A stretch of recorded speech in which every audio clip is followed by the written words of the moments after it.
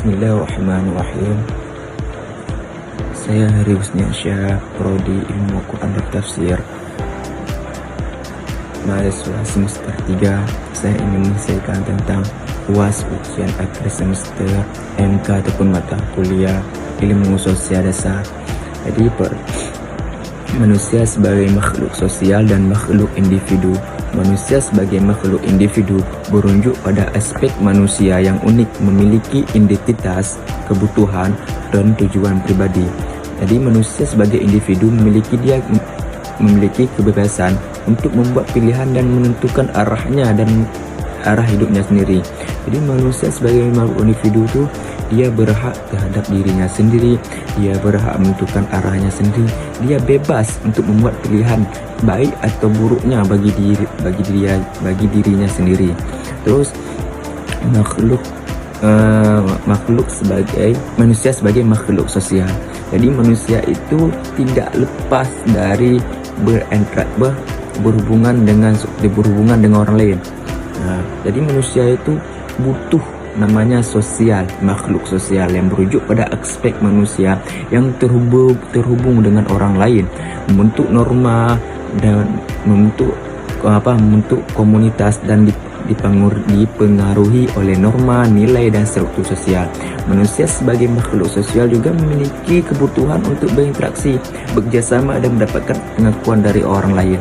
Jadi ada orang yang mengatakan bahwasanya aku tidak butuh orang lain. Jadi itu tidak benar.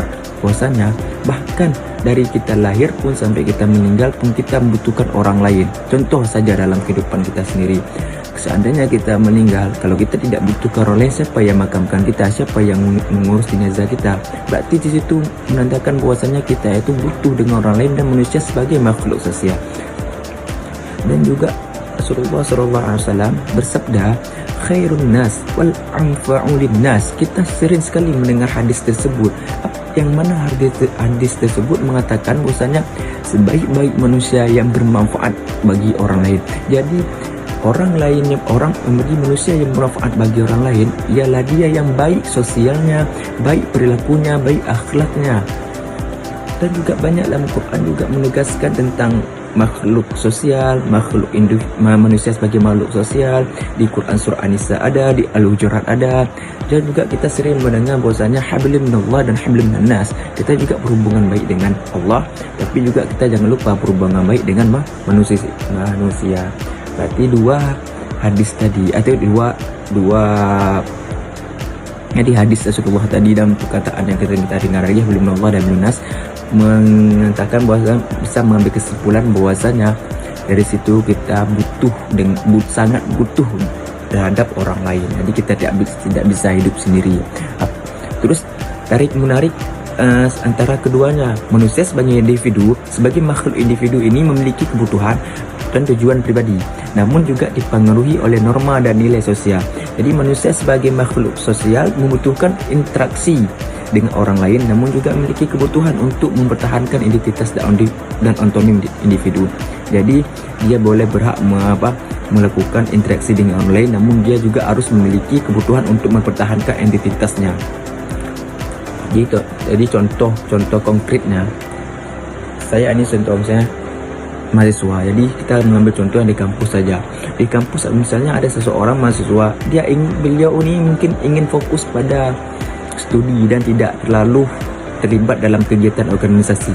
Namun tuntunan sosial dari temannya dan dosennya untuk berpartisipasi dalam kegiatan organisasi dapat menimbulkan ketegangan antara kepentingan individu yang tadi ialah fokus studi dan kepentingan dan tuntunan sosial. Tuntunan sosial tadi ialah berpartisipasi dalam kegiatan organisasi.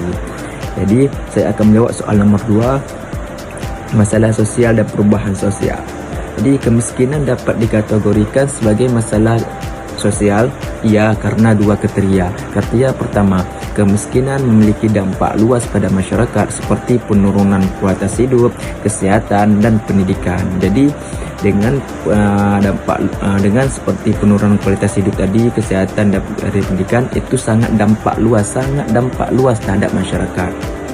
Terus yang kedua, kriteria kedua ialah kemiskinan terkait dengan struktur sosial dan ekonomi yang tidak adil seperti distribusi pendapatan yang tidak merata. Jadi faktor penyebab struktural sistem ekonomi yang tidak inklusif dan tidak memberikan kesempatan yang sama sekali bagi semua orang.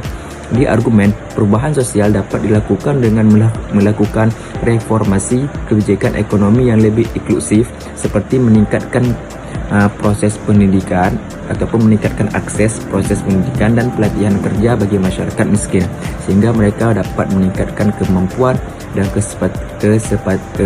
kesempatan untuk keluar dari zona ataupun garis kemiskinan.